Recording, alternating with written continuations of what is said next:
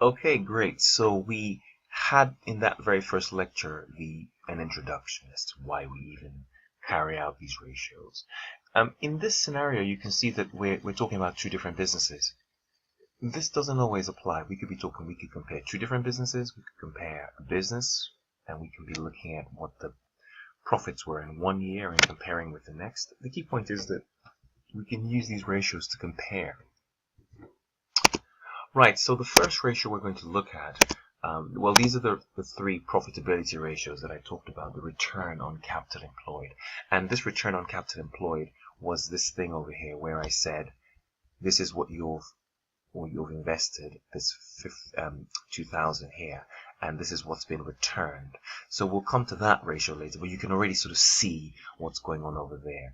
The first one I want to talk, well, again, this just gives you a very brief background of what these profitability ratios are. And like I say, the higher the number, the better, of course. The higher the return, the higher the net profit.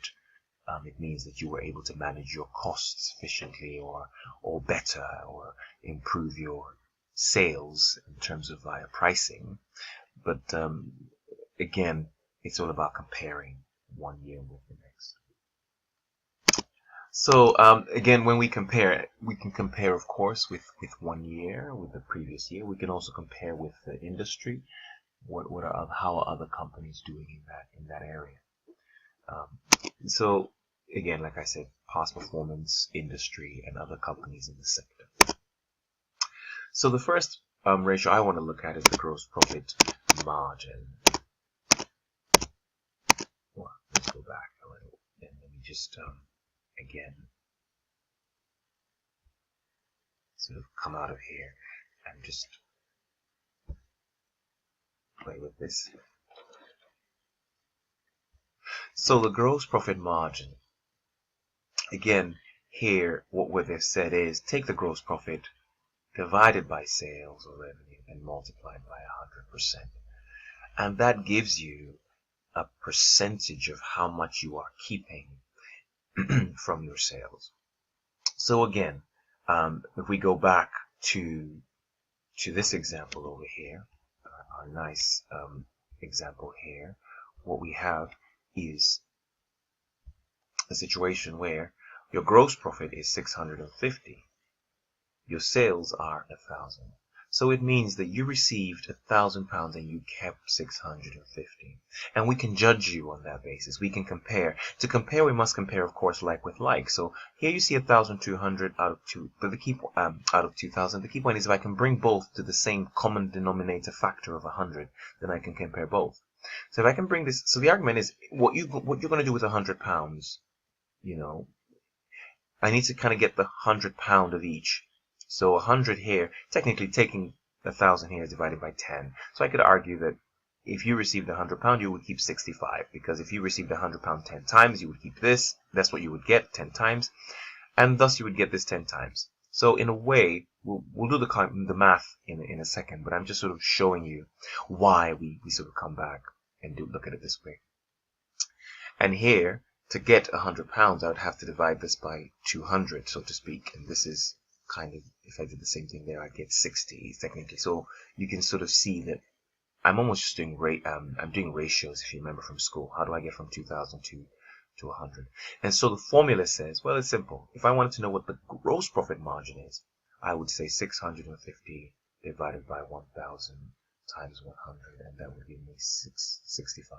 And the same thing here, 1,200 divided by 2,000 times 100 would give me 60.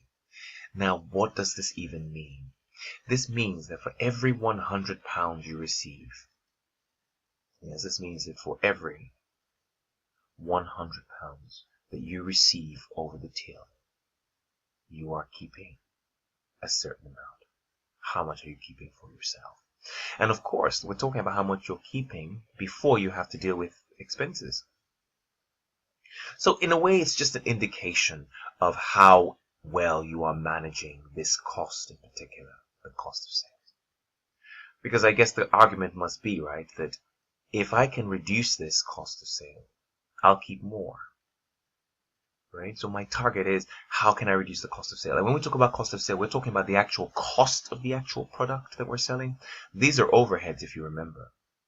So the reason why that we do this margin in particular, this gross profit margin, is we're saying, how are you able to control this cost? How good are you at controlling your cost of sales? How efficient are you at controlling your cost of sales? I mean, we're also talking about sales and what you can do with the price. But the key point is that if I can drop this cost of sales, I will have much higher gross profit margins. So let's quickly go back to the slide to make sure we've covered everything as far as gross profit is concerned. So you can see here, what they're telling you is that, let's go back here, Screencast. Yes. So the argument here is that we are saying you have good purchasing controls. Yes.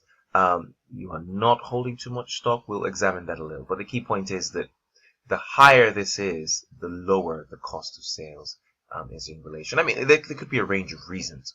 Because if you like, cost of sales is really the cost of what you have sold. And the cost of what you have sold is made up of the cost of buying it times the quantity.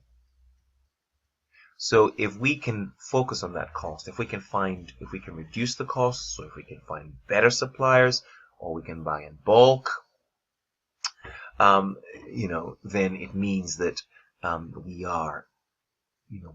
we're doing quite well at trying to ensure that we have a good gross profit margin. Okay, great stuff. So what I'll do is, this is on the gross profit margin, and we will look at the next video looking at the net profit margin. Okay, great stuff. See you in the next video.